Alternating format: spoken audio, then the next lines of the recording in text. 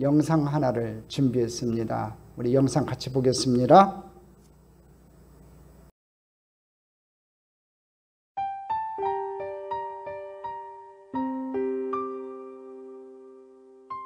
아내가 어이없는 교통사고로 곁을 떠난 지 4년. 항상 아이에게 엄마 목까지 해주지 못하는 것이 가슴이 아픕니다. 언젠가 출장을 가게 되어 아이에게 아침도 챙겨주지 못하고 서둘러 집을 나선 적이 있었어요. 그날은 전화로 아이를 챙기느라 제대로 일도 못했죠.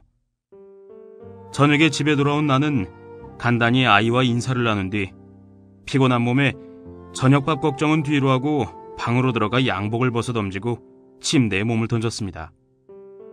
그 순간 아니 도대체 이 녀석이.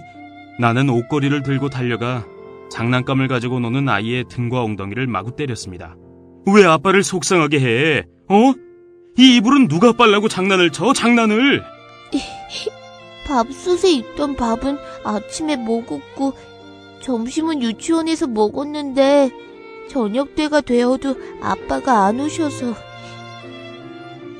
그래서 싱크대 서랍에 있던 컵라면을 찾았어요. 근데 아빠가 가스레인지를 만지면 안 된다고 해서 보일러를 목욕 버튼에 두고 데워진 물로 라면을 하나 끓여서 먹고 하나는 아빠 주려고. 근데 왜 그걸 이불 속에 넣어놔? 식지 말라고요. 아빠 잘못했어요. 난 아들 앞에서 눈물 보이는 것이 싫어 화장실에 들어가 수돗물을 크게 틀어놓고 소리내어 엉엉 울었습니다. 한참을 그러다가 정신을 차리고 나와 우는 아이를 달래 빨갛게 부어오른 것에 약을 발라주고 잠을 재웠습니다. 라면 국물로 더러워진 침대보와 이불을 치우고 난 후 아이 방을 열어보니 이 녀석의 손에는 엄마의 사진이 들려 있었습니다. 그런 일이 있고 난 후 아이에게 엄마 목까지 하느라 신경을 더 많이 썼습니다. 다행히 아들은 티 없이 맑게 커가고 있었는데 얼마 전에 또 아이에게 매를 들게 됐습니다. 아들이 유치원에 나오지 않았다는 얘기를 듣고 아이에게 무슨 일이 일어났나. 너무 떨리는 마음에 회사를 조퇴하고 집으로 돌아와 온 동네를 찾아봤지만 아들의 모습이 전혀 보이지 않았습니다. 동네가 떠나갈 정도로 아들의 이름을 부르며 애타게 찾다가 동네 문방구와 모락기에서 아이를 찾았습니다. 난 너무나 화가 나 아들을 때렸는데 아이는 한마디의 변명도 하지 않고 그저 잘못했다고만 했습니다. 뒤늦게 한 사실이지만 아들이 유치원에 안 간 날은 유치원에서 엄마들을 모시고 재롱잔치를 하는 날이었다고 하더라고요. 그 일이 있고 며칠 후 아이는 유치원에서 글을 배웠다며 자기 방에서 꼼짝도 않고 무언가를 열심히 쓰고 있는데 그 모습을 보니 아내가 하늘에서 내려다보며 미소 짓고 있을 생각을 하니 또 눈물을 참을 수가 없었어요. 그렇게 1년 정도의 시간이 흘러 겨울이 되었고 거리에 크리스마스 캐롤이 나올 때쯤 아들은 또 일을 저질렀습니다. 퇴근 무렵 한 통의 전화가 왔습니다. 동네 우체국 직원이었는데 아들이 우체통에 받는 사람 주소도 없이 무려 100여 통이나 되는 편지를 넣는 바람에 바쁜 연말 우편 업무에 지장이 많다는 것이었습니다. 서둘러 집으로 간 나는 아이를 불러놓고 다시는 들지 않으려고 마음먹었던 매를 또다시 들게 됐습니다. 아이는 이번에도 잘못했다는 소리만 반복할 뿐이었습니다. 왜 이런 장난을 친 거니? 엄마에게 편지를 보낸 거예요. 그럼 왜 이렇게 많은 편지를 한꺼번에 보낸 거니? 옛날에는 우체통에 편지 넣는 구멍이 너무 높아서 키가 닿지 않았는데요. 이제는 키가 커서 편지 넣는 구멍에 키가 닿아서.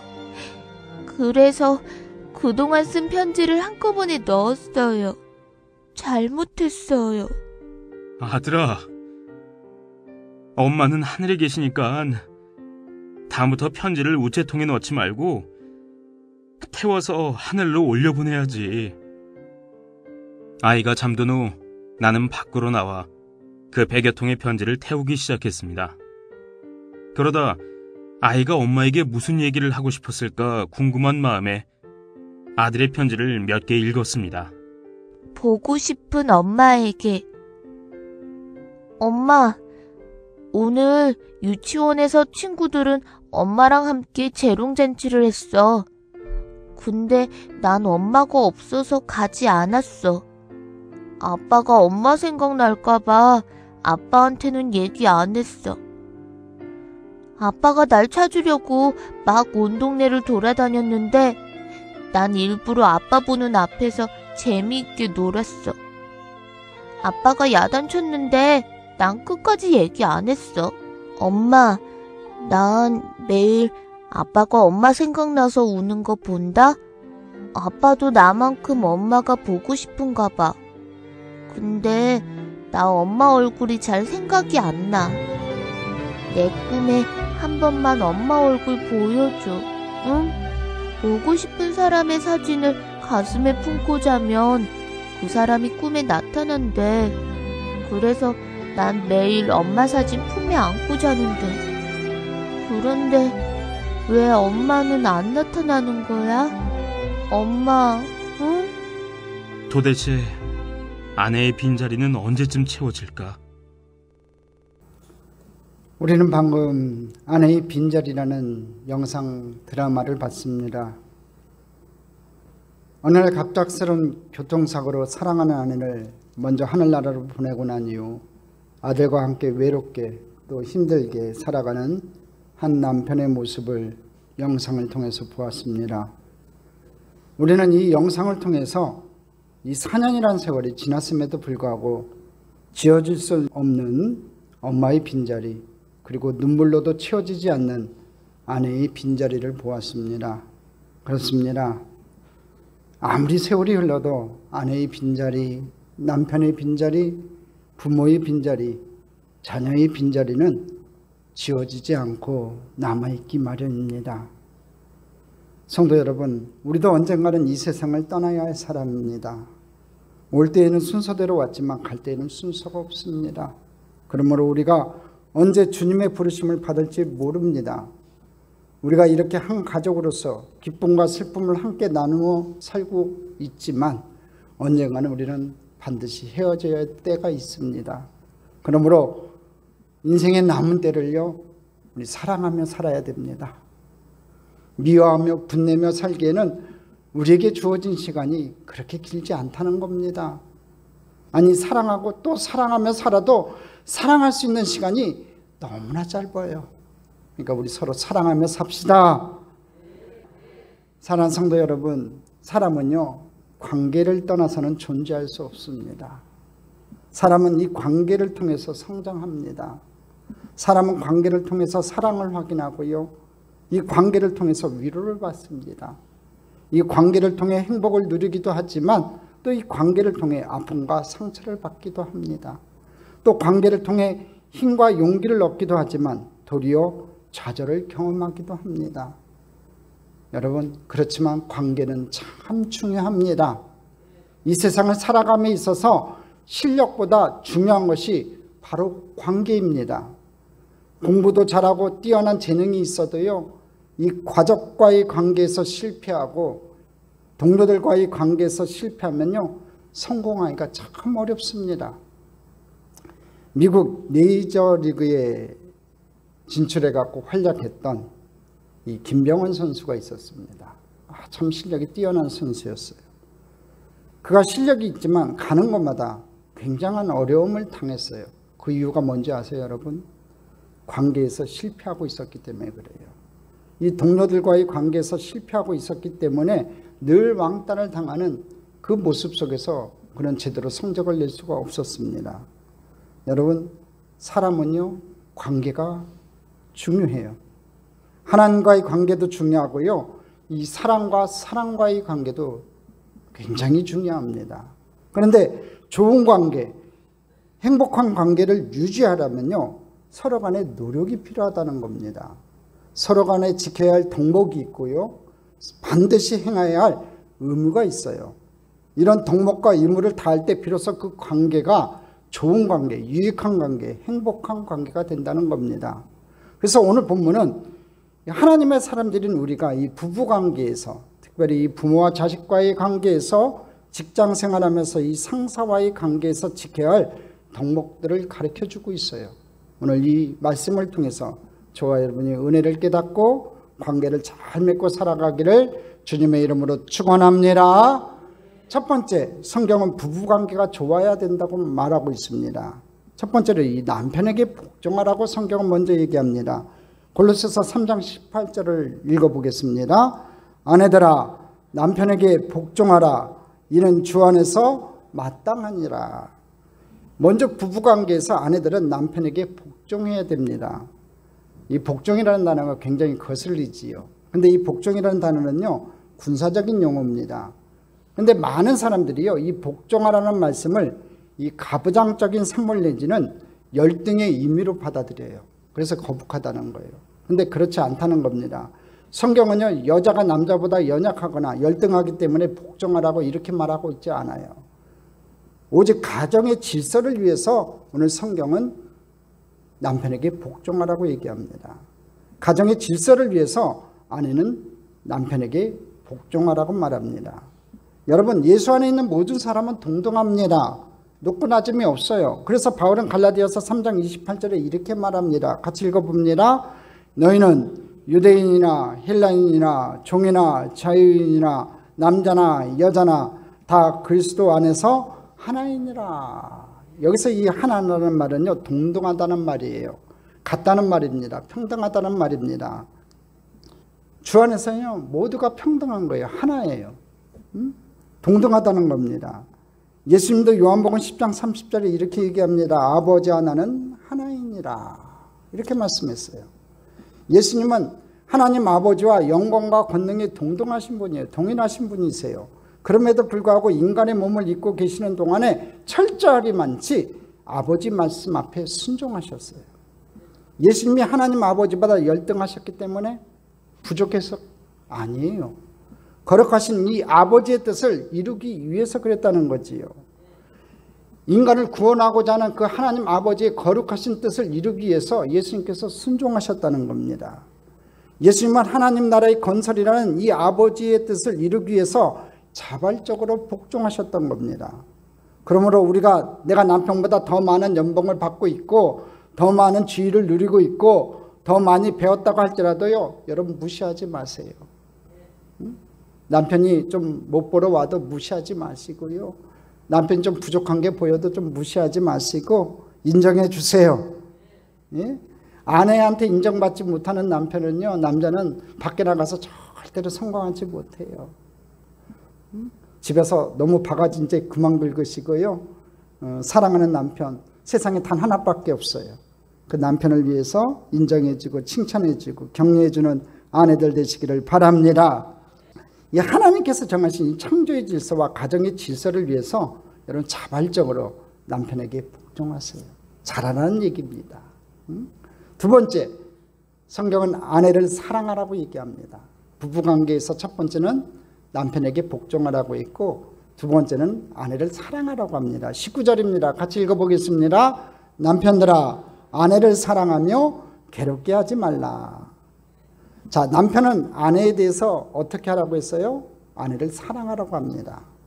여러분, 아내가 남편에 대해서 지켜야 될 덕목은 뭐였냐면 복종이었어요. 잘해주라는 얘기입니다. 맹목적으로 따르라는 얘기가 아니라 잘해주라는 얘기인 거고요. 남편은 아내를 사랑하라고 얘기합니다. 근데 여기서 말하는 이 사랑은요, 단순한 사랑이 아니에요. 아가페의 사랑입니다. 여러분, 아가페의 사랑은 어떤 사랑입니까? 하나님의 사랑이에요. 하나님이 우리 인간을 사랑하실 때의 사랑이라는 겁니다. 예수님께서 우리 교회를 사랑하신 사랑이라는 겁니다. 이 아가페의 사랑은요, 조건이 없어요. 무조건적입니다. 상대적인 아닌 여러분 절대적인 사랑이에요. 사도 바울은요, 아내를 사랑하는 동일한 권면을 에베소 교회에 하면서 남편들에게 뭐라고 얘기하냐면 그리스도께서 교회를 사랑하시고 자신을 주심과 같이 하라고 명령하고 있어요. 여러분, 그럼 주님이 교회를 어떻게 사랑하셨어요? 죽기까지 사랑하셨어요. 끝까지 사랑하셨어요. 이게 바로 아가페의 사랑이라는 거예요. 그러니까 남자들은 꼭 기억하세요. 아내를 사랑할 때 여러분 목숨을 걸고 사랑해야 되는 거예요. 아내를 사랑할 때 어떻게 사랑해야 되냐면요, 목숨을 걸고 사랑해야 돼요. 진짜 목숨을 걸고 아내를 사랑해야 돼요. 세상의 모든 남녀는요, 거의 이 에로스적인 인간적인 사랑에서 출발해요. 이성적인 사랑에서 출발한다는 거지요. 여러분, 에로스적인 사랑을 할 때는요, 항상 좋은 점만 보여요. 만날 때보다 그렇게 아름다울 수가 없어요. 그런데 결혼 한번 해보세요. 감춰졌던 약점과 추한 점들이 나타나기 시작해요.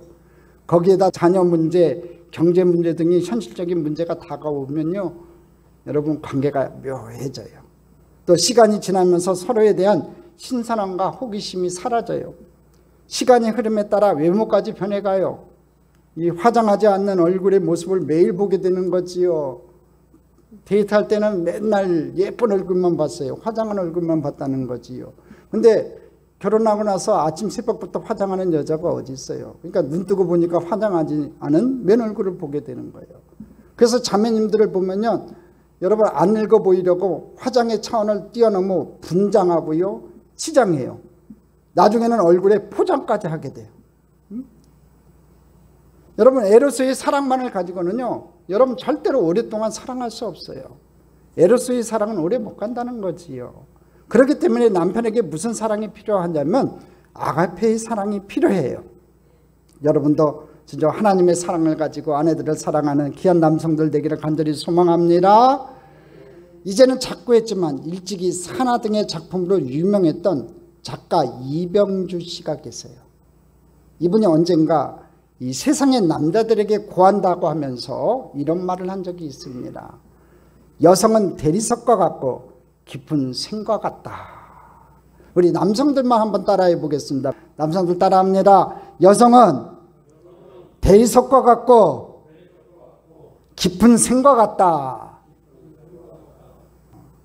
남자가 어떻게 대하느냐에 따라서 잘 다듬어진 대리석과 같이 되기도 하고요, 깊은 샘에서 퍼올려지는 샘물이 되기도 한다는 거지요. 여러분, 깊은 샘에서 나오는 샘물이 얼마나 시원하냐고요. 여성이 그렇게 된다는 거죠. 남자 하기 나름이라는 거예요. 그래요. 아내는요, 남편이 어떻게 하느냐에 달려 있어요. 이제 남편들은요, 에로스적인 일체적인 사원에서 벗어나 아가페의 사랑, 하나님의 사랑으로 아내를 사랑할 수 있기를 간절히 소망합니다. 유대인의 잠언집에 보면요, 인생에 대한 3가지 질문이 나와요. 첫 번째가 세상에서 가장 중요한 사람이 누구냐고요 물어보고요. 두 번째, 세상에서 가장 지혜로운 사람이 누구냐고 물어보고요. 세 번째, 세상에서 가장 행복한 사람은 어떤 사람이냐고 물어봐요. 이렇게 물은 다음에 이렇게 대답합니다. 현재 당신이 만나고 있는 사람이 가장 중요한 사람이고, 누구에게나 배울 수 있는 사람이 가장 지혜로운 사람이고, 세 번째, 오늘 누군가를 사랑하는 사람이 바로 가장 행복한 사람이래요. 그래요. 맞는 것 같아요. 여러분이 지금 누구를 사랑하고 있다면요, 여러분 행복한 사람이에요. 여러분 자녀를 사랑하면 여러분 행복한 사람이고요, 남편을 사랑하면 여러분이 행복한 사람이고, 아내를 사랑하고 있으면 그 남자가 행복한 사람이에요. 제일 행복한 사람은요, 목사님을 사랑하는 성도예요. 여러분 행복한 성도님 되기를 바랍니다. 그렇습니다. 오늘 내 모든 것을 바쳐 사랑할 수 있는 대상이 있는 사람이 행복한 사람이에요. 절대 사랑의 대상이 있는 사람은요, 그야말로 행복한 사람이라는 거지요. 그래서 유명한 신학자인 마틴 부버는 이렇게 얘기해요. 마틴 부버가 참 유명한 신학자입니다. 이 아주 얇은 책으로 쓴 유명한 신학 서적이 있어요. 바로 나와 너예요. 제가 이 신학교 시절에 이 책을 읽었는데 그때는 이해를 못했어요. 마틴 부버가 쓴 이 책이 나와 너라는 책, 유명한 책이라고 해서 아주 얇은 책이라서 읽어봤는데 도대체 무슨 얘기인지를 몰랐는데, 세월을 나가서 나중에 그 책을 다시 뽑아갖고 읽어보니까 그 심오한 진리가 있고 아주 좋은 내용이 많이 들어가 있어요. 마틴 부부가 이렇게 얘기합니다. 뭐라고 얘기했냐면 성공하려면 성공 그 자체보다는 사랑에 먼저 관심을 가지래요. 여러분 행복하지 못한데 무슨 성공이 필요하냐는 거지요. 오늘 여러분 인생에서 성공하기를 원한다면요, 먼저 사랑하세요. 특별히 원수를 사랑해 보세요. 미워하는 사람을 한번 사랑해 보세요. 나에게 해를 끼친 사람을 한번 사랑해 보세요. 여러분 바로 그 자리가 천국으로 변화될 줄 믿습니다. 맞는 말인 것 같아요. 성공하려면 사랑해야 돼요. 한번 따라합시다. 성공하려면 사랑해야 된다. 뜨겁게 사랑해야 돼요. 원수를 뜨겁게 사랑하세요. 그럼 여러분 행복한 사람 됩니다. 나에게 해를 끼치고 나를 모함하고 나에게 칼질냈던 그 사람을 한번 사랑해 보세요. 여러분 나에게 나쁜 짓을 한 사람은 몰라요. 근데 중요한 것은 상처 입은 내가 거기서 자유함을 얻고 내가 평화를 누릴 수 있다면 여러분 그 마음이 천국이 되는 것이고 그 마음의 기쁨이 넘쳐나는 거예요.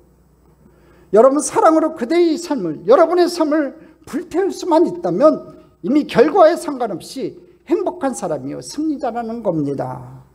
특별히 여러분의 아내를 사랑하는 귀한 남성들 되기를 주님의 이름으로 축원합니다. 좋은 부부관계를 위해서 세 번째 얘기하는 게 있어요. 아내를 괴롭게 하지 말래요. 19절 다시 한번 읽어봅니다. 남편들아 아내를 사랑하며 괴롭게 하지 말라. 이 19절 말씀을 보면요, 이 사도 바울은 남편들을 향해 아내를 사랑하라고 말하면서 여기 하나를 더 풀었어요. 그게 뭐냐면 괴롭게 하지 말라고 권면하고 있어요. 이 괴롭게 하지 말라는 이 원어적 의미는요, 쓴 경험을 주지 말라는 거예요. 독한 말로 이 아내의 마음에 상처를 주지 말라는 말이겠지요. 이 편지가 쓰여질 때만 해도요, 여성들은 늘 무시를 당했고요, 폭력에 시달리고 괴롭힘을 당하며 살고 있었어요. 근데 바울은 이 골로새 교회에 편지하면서 아내를 사랑하라고 말한 다음에 더 나아가 아내를 괴롭히지 말라고 권면하고 있어요. 당시 남자들이 얼마나 아내를 괴롭혔으면 아내를 괴롭게 하지 않는 것이 남편의 의무라고 말하고 있을까요? 그만큼 남성들이 여성들을 핍박했다는 거예요. 오래전 이 TV 프로그램 중에 이 농촌의 할아버지 할머니들이 나와서 퀴즈도 하는 그런 프로그램들이 있었어요. 우연찮게 본 적이 있었는데요, 이 농촌의 할머니 할아버지들이 나와서 이게 퀴즈를 풀어요. 한 할아버지 할머니가 나와가지고 퀴즈를 푸는데 할아버지가 문제를 설명하고 할머니가 그 문제의 답을 맞추는 형식이었어요. 근데 제대로 맞추는 할머니 할아버지가 없어요. 근데 그날 문제의 답이 뭐였냐면요, 천생연분이었어요. 할아버지는 이 문제를 딱 보고 나서는 자신만만하게 이렇게 얘기해요. 마누라, 당신과 나 사이가 뭐지? 그랬더니 할머니가 즉시로 뭐라고 얘기하냐면 왼수. 응? 그러자 당황한 할아버지가 아니 옛날 말고 지금은 좋잖아. 네 글자를 한번 말해봐. 그랬더니 할머니가 뭐라고 하는지 아세요? 평생 왼수. 그 할머니는 마음속에 한이 맺혀 있었던 거예요. 살아면서 남편이 일생 동안 괴롭혀서 한이 맺혔던 거예요. 없는 돈에 술 먹고 들어오고 노름하고 때리고 바람 피우고 온갖 괴롭힘을 당했던 거죠.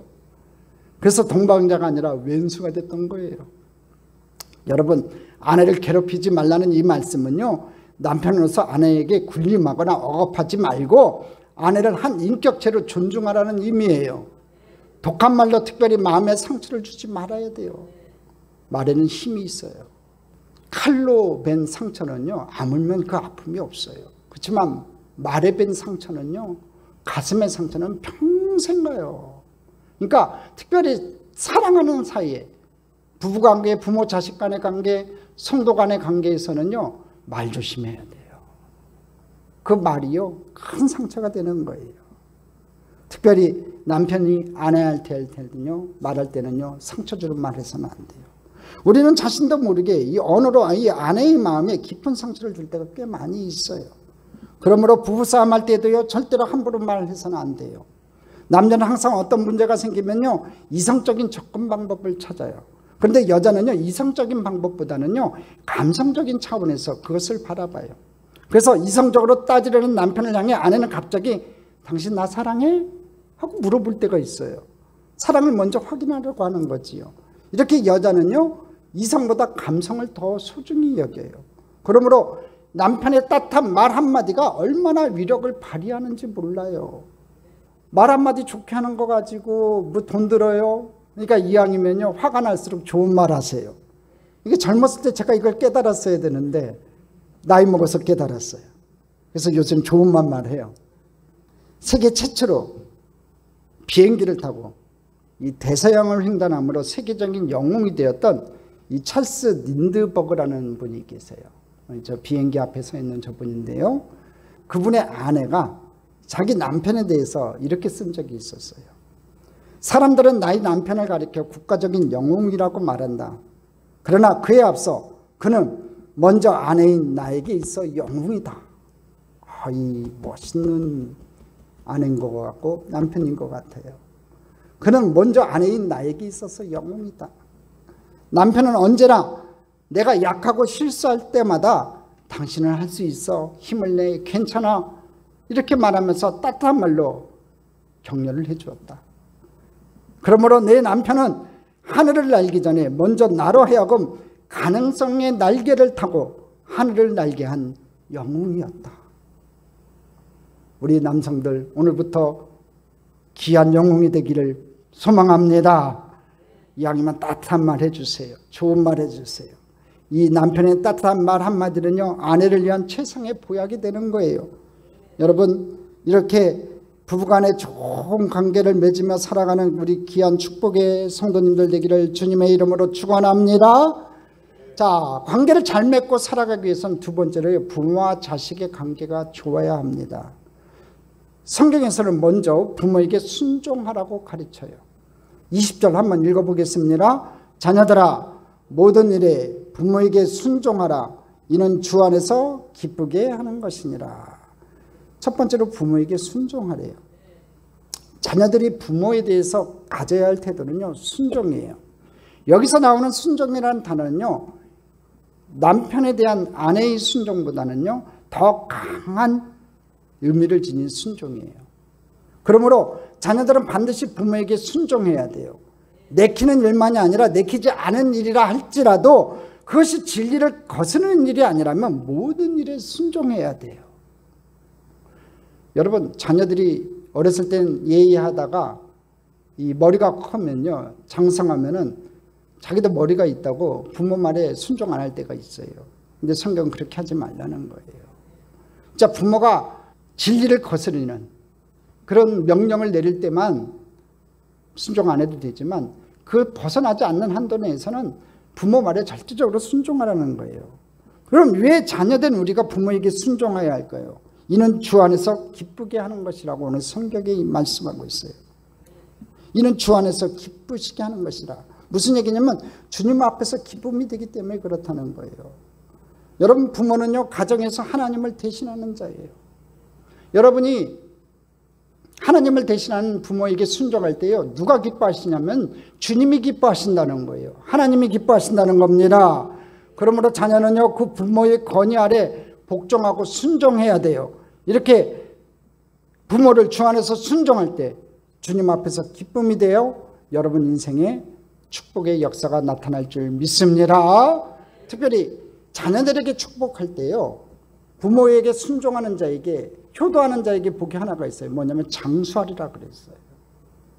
여러분이 인생에 잘되고 장수하기를 원한다면요, 여러분 부모에게 순종하세요. 부모에게 효도하세요. 그럴 때 하나님의 큰 축복이 여러분 인생에 나타날 줄 믿습니다. 두 번째는 자녀를 노엽게 하지 말래요. 이제 부모들에게 명령합니다. 21절 같이 읽어봅니다. 아비들아, 너희 자녀를 노엽게 할지 말지니 낙심할까 합니다. 부모된 우리들이 자녀에 대해 가져야 할 태도가 무엇이에요? 오늘 성경에는요, 자녀를 노엽게 하지 말라고 얘기해요. 이 노엽게 하다라는 말이 원어상의 의미는요, 흥분, 격분을 일으키는 것을 의미해요. 이 자녀를 노엽게 해서는 안 돼요. 흥분하게 하면 안 되고 격분하게 하면 안 돼요. 심지어 여러분 때리고 구타하는 것까지 여기는 포함이 되는 거예요. 당시 어린 자녀들은요, 노예, 여성들과 더불어 인격적인 존재로 취급받지 못했어요. 부모된 우리들은요, 가끔 이 자식들을 독립된 인격으로 보지 못하고 나의 소유물인 양 생각해서 자녀를 경록케 할 때가 있어요. 그러니까 옛날에는 이 성경 시대에만 해도 이스라엘에서도요, 자녀들은요, 이 숫자에도 계수를 하지 않아요. 그래가지고 함부로 대할 때가 많았거든요. 현대도 그렇지 않아요? 부모된 우리들은 가끔 자식들을 이 독립된 인격으로 보지 못하고 나의 소유물인 양 생각해서 이 자녀들을 경록케 할 때가 있다는 거지요. 근데 여러분 분명히 기억하실 게 하나가 있어요. 자녀들은 육체적으로는 부모가 낳았으나 결코 부모의 소유가 아니라는 거예요. 하나님께서 우리 가정에 주신 은총의 선물이에요. 그렇기 때문에 여러분이 자녀를 노엽게 해서는 안 되는 겁니다. 여러분, 왜 우리가 자녀를 노엽게 해서는 안 될까요? 자녀가 그 일로 인해서 낙심하기 때문에 그래요. 낙심하면요, 모든 것을 포기해요. 여러분, 특별히 이 부모 자식 간의 상처는요, 일평생 가요. 그 쓴뿌리를 남아가지고 그 자녀의 일생을 좌우해요.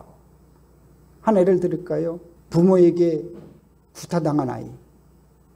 막 아버지가 술 취해가지고 막 폭력을 휘두르는 아버지 밑에서 자란 아들들은요, 죄송하지만 나중에 커서요, 그 쓴뿌리가 남아가지고 여러분 폭력적인 아버지가 되고 폭력적인 남편이 돼요. 그 쓴뿌리가 끊어지기가 쉽지가 않아요. 그 일생이 불행해진다는 거지요. 그렇기 때문에 절대로 사랑하는 자녀들에게 폭력을 휘두르지 않기를 주님의 이름으로 부탁드립니다. 김동원 목사가 지은 이 자식의 은혜를 아는 부모라는 책이 있어요. 저 책 한번 사서 읽었으면 좋겠어요. 자식의 은혜를 아는 부모. 자식의 은혜. 이 단어가 조금 생소한 표현이죠. 자식의 은혜. 처음 들어보죠, 여러분도요. 여러분, 자녀들로 인해서 부모된 우리가 받은 은혜가 얼마나 많냐고 이 책에서는 얘기하고 있어요. 이 자녀들로 인해서 부모된 우리가 받은 은혜가 얼마나 많냐고 얘기해요. 아이들을 보면서 우리는 너무나 많은 은혜들을 받았다는 거지요. 갓난아기 때 흥얼흥얼거리면서 방구 웃을 때 그것을 바라보는 엄마 아빠의 마음이 어땠어요, 여러분? 피곤이 다 사라지지 않아요? 행복하지 않아요? 응? 말도 못하고 웅얼웅얼거리면서 방긋방긋 웃는 그 아기의 모습 볼 때 그 부모들은요, 기쁨이 넘쳐나는 거예요. 피곤이 다 사라져요. 또 걸음마를 배우고 말을 배우고 응? 엄마 아빠 이름을 부르고, 여러분 그럴 때 얼마나 신기했냐고요. 자녀들은 이렇게 어릴 때 부모에 대한 효도의 90%를 다 했다는 거예요. 이 책은 그렇게 얘기해요. 어렸을 때 자녀들은요, 부모에게 90% 효도를 다 했대요. 그리고 평생 나머지 10%만을 가지고 효도를 한다고 그래요. 그러니까 그런 의미에서 우리 부모들은요, 이미 효도를 다 받았어요. 응? 너무 많은 것을 자녀에게 기대하지 말라는 거지요. 이제 남은 것은 10%밖에 없어요. 자식들에게 부모의 은혜를 알아달라고 강요하지만 말고 부모된 우리가 먼저 자녀의 은혜를 알아야 돼요. 그러면 그들도 부모의 은혜를 알고 감사하게 될 거예요. 시편 127편 3절에 이렇게 얘기해요. 보라, 자식들은 야의 기업이요 태의 열매는 그의 상급이로다. 자식은 하나님께서 주신 기업이라는 거예요. 선물이라는 거지요. 우리 가정의 자녀들은 하나님께서 주신 기업이요 상급이에요. 선물이에요. 그러므로 그들을 노엽게 해서는 안 돼요. 진정으로 하나님의 귀한 자녀들로 잘 양육해서 하나님 앞에 기쁨이 되는 믿음의 자녀들로 양육해 가기를 주님의 이름으로 부탁을 드립니다. 그래서 여러분의 가정에 부모 자식 간의 관계가 좋아지시기를 주님의 이름으로 축원합니다. 세 번째, 이 관계를 잘 맺고 살아가기 위해서는요, 이 종과 주인의 관계가 좋아야 돼요. 첫 번째로 육신의 상전들에게 순종하라고 얘기합니다. 22절 같이 읽어보겠습니다. 종들아, 모든 일에 육신의 상전들에게 순종하되 사람을 기쁘게 하는 자와 같이 눈가림만 하지 말고 오직 주를 두려워하여 성실한 마음으로 하라. 여기서 말하는 육신의 상전들은 여러분 이제 현대로 얘기하면 직장 상사가 되겠고 사장이 되겠지요. 근데 첫 번째 명령은 뭐냐면 순종하래요. 여러분 직장 생활 해보신 분은 다 알겠지만 윗자리에 올라가는데 아랫사람이 고개 쳐들고 막 대들면요 꼴도 보기 싫어요. 데리고 있을 수가 없어요. 그러니까 윗사람이 잘하든 못하든 간에 일단 순종하는 거예요.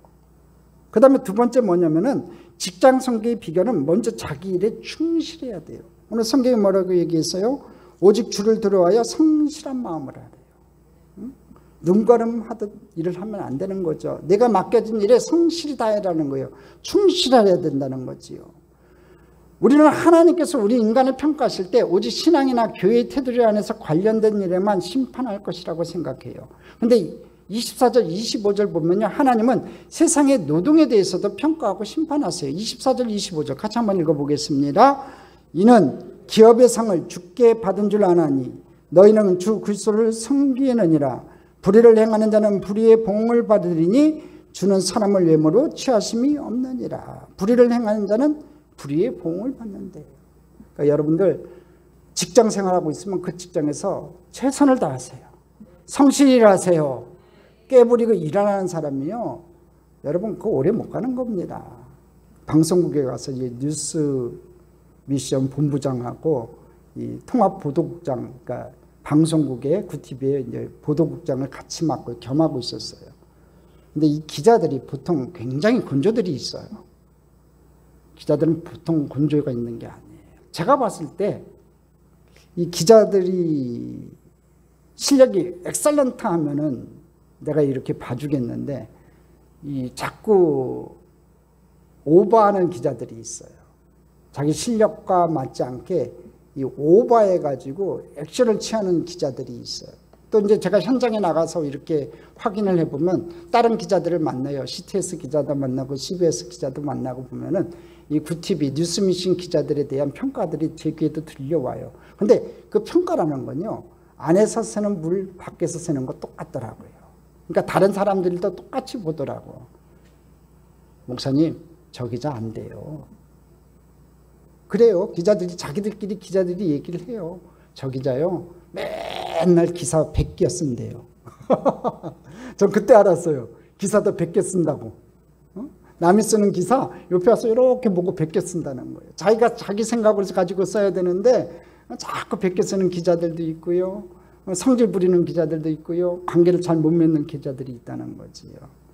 근데 제가 이제 가서 몇몇 기자들을 새로 뽑았어요. 근데 새로 뽑은 기자들이 굉장히 열심히 하는 기자들을 봤어요.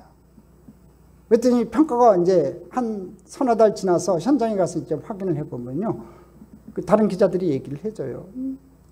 타 회사 임원진이니까 얘기를 해줘요. 아우, 목사님, 저 친구 괜찮은 것 같아요. 잘 키워보세요. 그렇게 얘기들이 나오는 거지요. 여러분, 성실하게 맡겨진 일에 최선을 다하세요. 그때 상급이 여러분에게 주어질 줄 믿습니다. 두 번째는 우리에게 하는 말씀이 있어요. 모든 일을 주께 하듯 하라고 말씀하세요. 23절 같이 읽어보겠습니다. 무슨 일을 하든지 마음을 다하여 주께 하듯 하고 사람에게 하듯 하지 말라. 여러분 세상에 나가서 일을 할 때요. 그 일을 갖다가 주께 하듯 하라고 얘기해요. 무슨 일을 하든지 마음을 다하여 주께 하듯 해야 한다는 거죠. 저는 이 말씀을 종과 주인의 관계에서만이 아니라 직장 생활에서만이 아니라 우리의 모든 삶의 관계에서 해당되는 말씀이라고 저는 생각해요.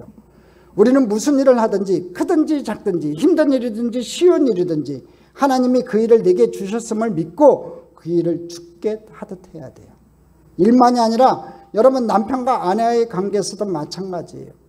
분명히 얘기했죠. 성경은 순종하라고 했어요. 아내에게. 명령하지만 막상 순종하기가 어려운 상황이 얼마나 많아요. 여러분들. 남편에게 복종하고 또 남편으로서 아내를 사랑한다는 게 절대로 쉬운 일은 아니에요. 그럴 때마다 오늘 말씀 생각하면서 주께 하듯 한번 해보세요. 남편에게는 못해도 아내에게는 못해도 주님께는 여러분 복종할 수 있고 순종할 수 있잖아요. 그러니까 여러분들 주께 하듯 하면서 살아가기를 바랍니다. 세 번째, 이와 공평을 종들에게 베풀라고 명령합니다. 4장 1절 같이 읽어보겠습니다. 상전들아, 이와 공평을 종들에게 베풀지니 너희에게도 하늘에 상전이 계심을 알지어다. 여러분, 인간은 자기 위에 절대자가 계심을 인식할 때 유와 공평을 행할 수 있다고는 성경은 얘기해요. 1절에 뭐라고 얘기하냐면요, 유와 공평을 종들에게 베풀지니 하고서 너희에게도 하늘에 상전이 계심을 알라고 얘기해요. 여러분, 자기보다 위에 상전이 있다는 것을 알면은요, 아래 사람에게 잘하게 된다는 거지요. 회사를 투명하게 여러분 운영해야 돼요. 공적 자금을 대출받아 가지고 부도 처리내고 호화로운 별장을 지어놓고 지내는 상대를 누가 좋아하냐고요. 공의롭게 공평하게 직원들을 또 대해야 돼요. 믿는 자들이 먼저 비즈니스에서 본을 보일 때 사회가 진정한 평등이, 행복이 펼쳐진다는 거지요. 너무나 돈만을 추구하지 마시고 자신의 이익만 추구하지 마시고 같이 더불어 잘 사는 회사를 좀 만들어 가세요. 그럴 때 진정한 행복이 여러분에게 넘쳐날 줄 믿습니다. 이 직장 생활은요, 윗사람도 잘해야 되지만 아랫사람도 잘해야 되고, 아랫사람만 잘해서 안 돼요. 윗사람도 리더십에 들어가면 그 리더십에 맞게끔 잘해야 돼요. 평등하게 대해줘야 되고, 편애하면 안 되고요. 이 재정에 대해서 아주 공평한 마음을 가지고 공의로운 마음을 가지고 회사를 운영해가고 또 이렇게 직장생활을 해나가야 돼요. 그럴 때 그 회사가 발전해가는 거예요. 여러분, 이제 말씀을 맺겠습니다. 우리는 인생에 있어서 중요한 것은 뭐라고 했어요? 바로 관계예요. 이 관계를 통해서 우리는 위로를 받기도 하고요, 상처를 받기도 하고, 성공을 경험하기도 하고 실패를 경험하기도 해요. 오늘 여러분과 관계를 맺고 살아가는 사람들을 한번 생각해 보세요. 그 한 분 한 분들이 소중한 분이에요. 우리는 언제나 내 곁에 있다는 이유 때문에, 나와 함께 하고 있다는 그 이유 때문에 남편의 소중함, 아내의 소중함, 부모의 소중함을 잊고 살아가고 있지는 않냐 이거예요. 여러분, 귀하게 여기세요. 소중히 여기세요. 사랑하십시오. 섬기며 살아가세요. 주변 모든 사람들을 죽게 하듯하며 살아가면서 축복의 관계를 잘 맺어 행복자로 살아가는 주님의 백성들 다 되시기를 주님의 이름으로 축원합니다. 축원합니다. 축원합니다.